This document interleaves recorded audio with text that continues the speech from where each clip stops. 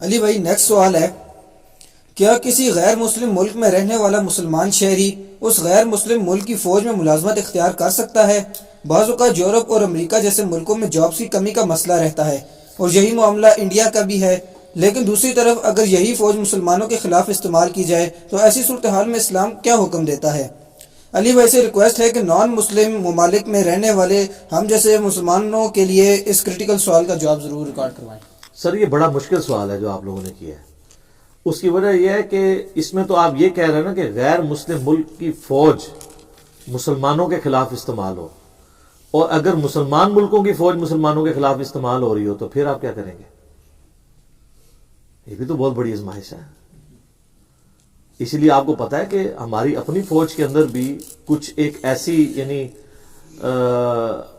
جب لانچ کی گئی ہیں دہشت گردوں کے خلاف ایکٹیویٹیز، تو کئی لوگوں نے یعنی وہ ایگری نہیں کیا، انہوں نے جو جاب چھوڑ دی ہیں کہ یار یہ چیز اس طرح نہیں ہو رہی۔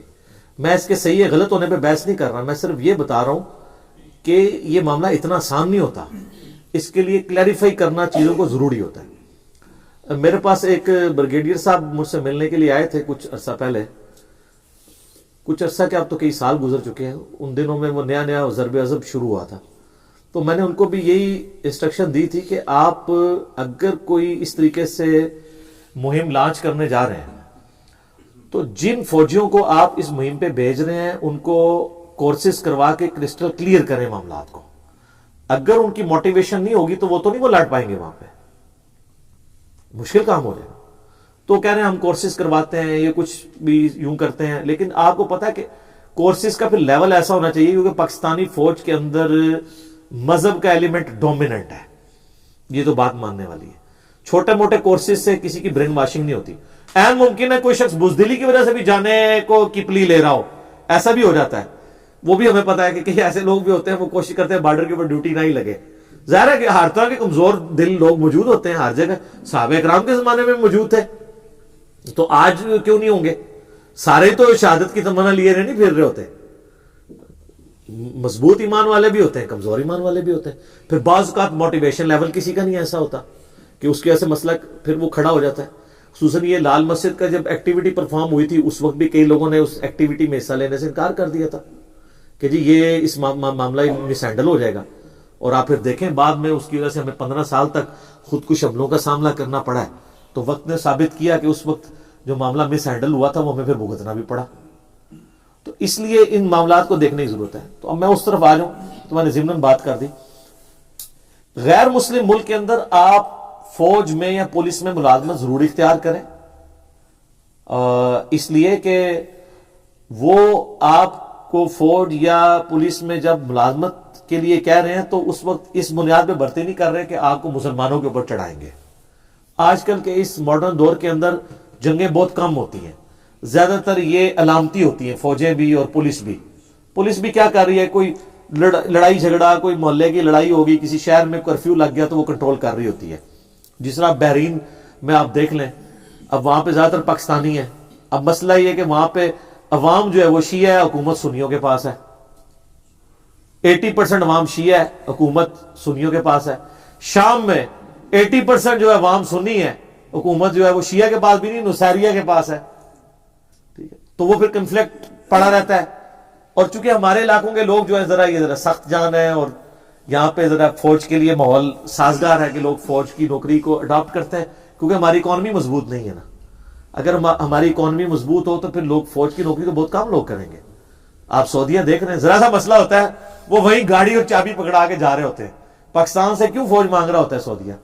کیونکہ وہاں پہ اکانومی ٹھیک ہے، ان کی لوگوں کی لگژریس لائف ہے، وہ کہتے ہیں جی بس فوج کی یہی نوکری چاہیے ہمیں کہ ہم آئیں آفس میں شام کو چلیں، لڑنا نہ پڑے۔ یہ تو پاکستان کی فوج ہے نا جو لڑ رہی ہوتی ہے، یہاں پہ ایک پوری ایک ٹریننگ دی جا رہی ہوتی ہے نا، ایک موٹیویشن انہانس کی جاتی ہے، وہاں پہ تو یہ پاسبل نہیں ہوتا۔ اس لیے جب بھی مشکل وقت آتا ہے نا، ان کی فوج سائڈ پہ رہتی ہے، پاکستان سے امپورٹ کی جا رہی ہوتی ہے کہ یہ لوگ ڈیڈیکیشن کے ساتھ لڑیں گے۔ اور پھر اس میں بھی پھر وہ دیکھا جا رہا ہوتا ہے کہ اچھا جی اب یہ مہم شیعہ کے خلاف لانچ کرنی ہے تو سنی فوج ہائر کی جائے، یہ مہم جو ہے سنیوں کے خلاف لانچ کرنی ہے تو شیعہ فوج ہائر کی جائے۔ یہ بڑی ساری چیزیں چل رہی ہوتی ہیں، لیکن ان میں غیر مسلم ملکوں کے اندر جاب کریں، لیکن یہ بات یاد رکھیے گا، ونس آپ کو یہ پتا چل جائے کہ آپ کو وہ مسلمانوں کے خلاف یوز کرنے لگے، فوراً سے پہلے نوکری چھوڑ دیں. وہ آپ اللہ کے حضور کبھی بھی جسٹیفائی نہیں اس کو کر سکتے کہ اگر آپ کو امریکن فوج میں آپ ملازم ہیں اور آپ کو وہ افغانستان میں بھیج دیتے ہیں. سر اب تو افغانستان میں آنے والے فوجیوں کی کتنی ویڈیوز آ چکی ہیں جنہوں نے کہا کہ ہم نے عراق کے اندر بھی ظلمن مسلمانوں کو قتل کیا ہے، اور یہاں پہ بھی خام خواہ ایک اپنا وہ ایک سپر پاور کا ایکسپلوژن ہے جس کو وہ مینٹین کرنے کے لیے سب کچھ کر رہے ہیں. اور آپ دیکھ لیں پاکستان کو بھی انہوں نے مطلب نکر لگا دیا نا. اب پاکستان کے کوئی تعلقات اس طریقے سے تو نہیں ہیں ان کے ساتھ رہے. تو یہ وقت کے ساتھ یہ معاملات ہوتے ہیں. تو یہ ہر بندے نے خود ڈیسیژن کرنا ہے کہ جب کبھی اس طرح کا معاملہ ہو رہا ہو وہ ڈیسیژن کرے. باقی یہ بھی لوگ سوال پوچھتے ہیں کہ غیر مسلم ملکوں میں ہم ٹیکسز جو دے رہے ہوتے ہیں، ہمارے ٹیکسز کا پیسہ جو ہے وہ غیر مسلم جو فوجیں ہیں وہ استعمال کرتی ہیں مسلمانوں کے خلاف. اتنی لمبی ایکویشن آپ کو بنانے کی ضرورت نہیں ہے. اس کی وجہ یہ ہے کہ وہ ٹیکسز کا پیسہ صرف فوج میں نہیں استعمال ہو رہا ہوتا، ویلفیئر کے لیے بھی استعمال ہو رہا ہوتا ہے. اس لیول تک باریکیوں میں اگر آپ پڑھیں گے پھر آپ دنیا میں ایگزسٹ ہی نہیں کر سکتے. تو وہ ہاں ڈائریکٹلی اگر آپ سے کوئی فنڈنگ مانگتا ہے کہ آپ مسلمانوں کے خلاف لانچ کرنے کے لیے مہم کو ہمیں پیسہ دیں، اس میں آپ نہ دیں. آپ تو اچھی سی نیتیں ہی کر لیا کریں. وہ علماء بھی جو آپ کو بتا رہے ہوتے ہیں نا کہ جناب اگر کسی کی حرام کی اور حلال کی کمائی مکس ہے تو آپ کو اگر دعوت میں بلاتے ہیں تو دعوت کھا لیا کرے، اور یہ نیت کیا کرے کہ ہم حلال والے حصے سے کھا رہے ہیں.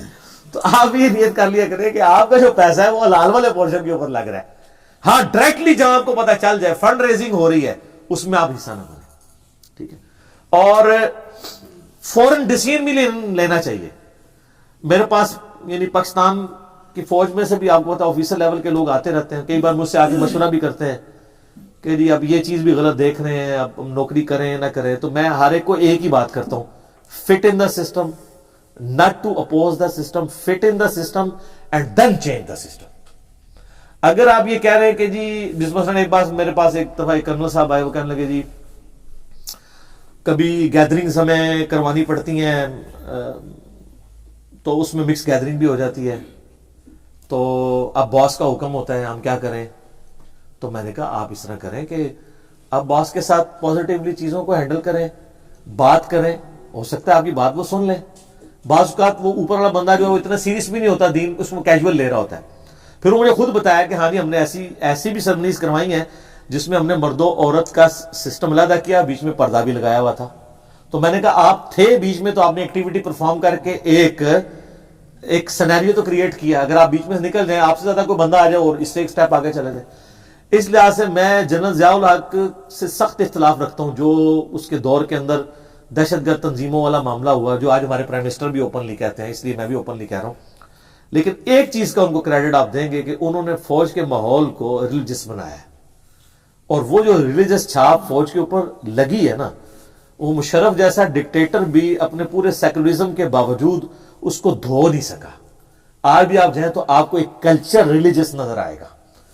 اور جب ریٹائر ہو جاتے ہیں نا فوجی، پھر تو آپ کو تبلیغی جماعت میں بھی نظر آئیں گے.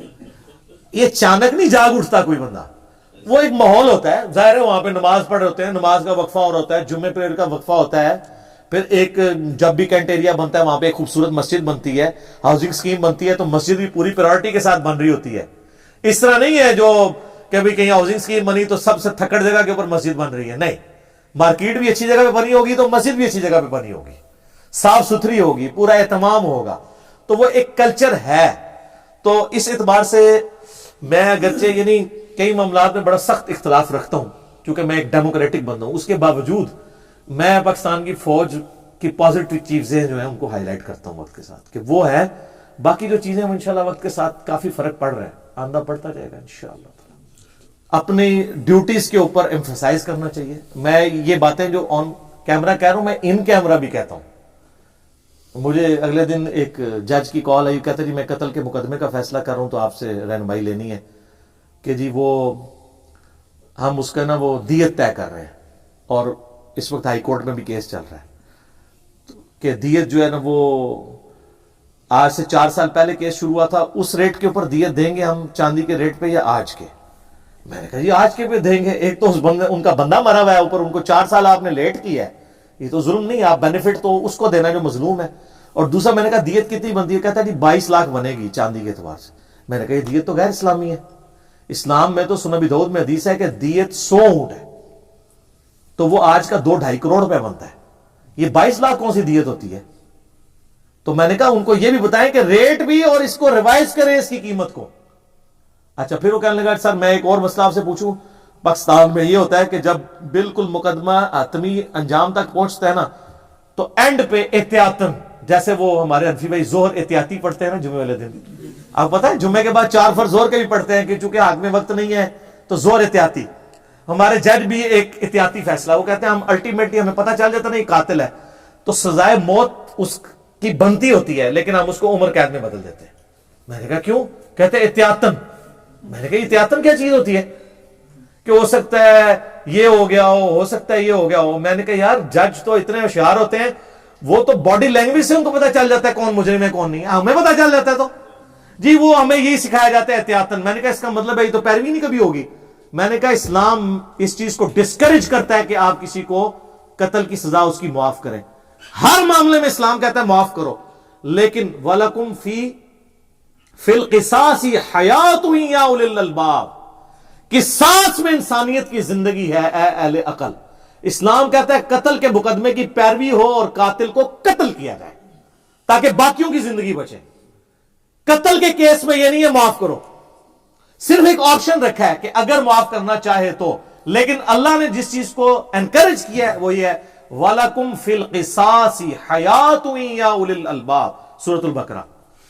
اے عقل والو, قصاص میں انسانیت کی زندگی چھپی ہوئی ہے.